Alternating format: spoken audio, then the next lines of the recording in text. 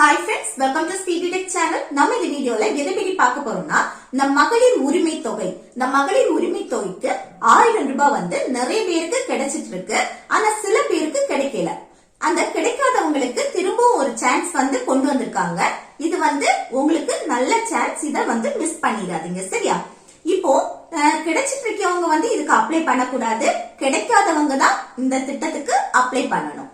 இதுக்கு ஒரு ஃபார்மும் ஃபில் பண்ணி கொடுக்கணும். அந்த ஃபார்மை தான் எப்படி ஃபில் பண்றதுன்னு நம்ம பார்க்க போறோம்.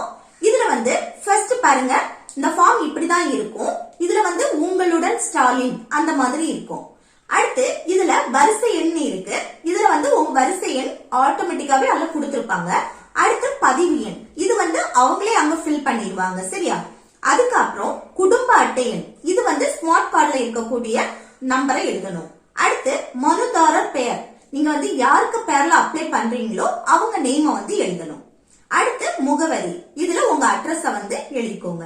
அடுத்து தொலைபேசி எண், இதுல வந்து உங்க மொபைல் நம்பரை என்டர் பண்ணுங்க. அடுத்து பாலினம், நீங்க ஆணா பெண்ணா இல்ல மூன்றாம் பாலினம் இல்ல வந்து செலக்ட் செய்யுங்க.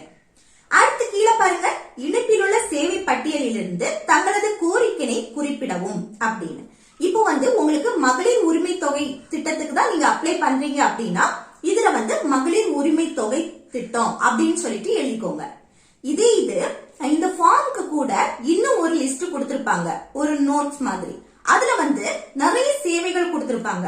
அந்த சேவையில உங்களுக்கு ஏதாவது வேணும் தேவைப்படுது அப்படின்னு சொன்னா அந்த சேவையை நீங்க எழுதலாம்.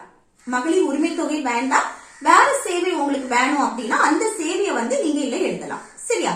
இப்ப மகளிர் உரிமை தொகை தான் வேணும்னா இதுல வந்து மகளிர் உரிமை தொகை அப்படின்னு சொல்லிட்டு எழுதிக்கணும். அடுத்து கீழே பாருங்க, தங்களது கோரிக்கை சேவை பட்டியலில் இல்லை எனில் கோரிக்கையினை சுருக்கமாக குறிப்பிடவும் அப்படின்னு இருக்கு. இது என்னன்னா, இப்ப ஒரு நோட்ஸ் கொடுத்திருப்பாங்க இல்ல, இதுக்கு கூட அட்டாச்சா ஒரு நோட்ஸ் கொடுத்திருப்பாங்க. அந்த நோட்ல வந்து என்னன்னா அந்த ஒரு சேவைகள், கொஞ்சம் சேவைகள், ஒரு 43 சேவைகள் இருக்கும். அந்த சேவைகள் இல்லாம உங்களுக்கு வேற ஏதாவது தேவைப்படுது, கோரிக்கை தேவைப்படுது அப்படின்னா அது நீங்க இல்ல ஃபில் பண்ணிக்கலாம். ஒரு ஷார்ட்டா நீங்க வந்து இதுல ஃபில் பண்ணி எழுதினா போதும், சரியா? அடுத்து கீழே பாருங்க, மனுதாரர் கையொப்பம்னு இருக்கு. இதுல வந்து உங்க சைன போட்டுக்கோங்க.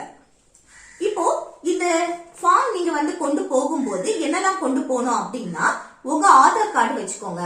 அதுக்கப்புறம் பாஸ்புக், உங்க பேங்க் பாஸ்புக். அடுத்து என்னன்னா ஸ்மார்ட் கார்டு, கண்டிப்பா மறக்காம ஸ்மார்ட் கார்டு வச்சுக்கோங்க.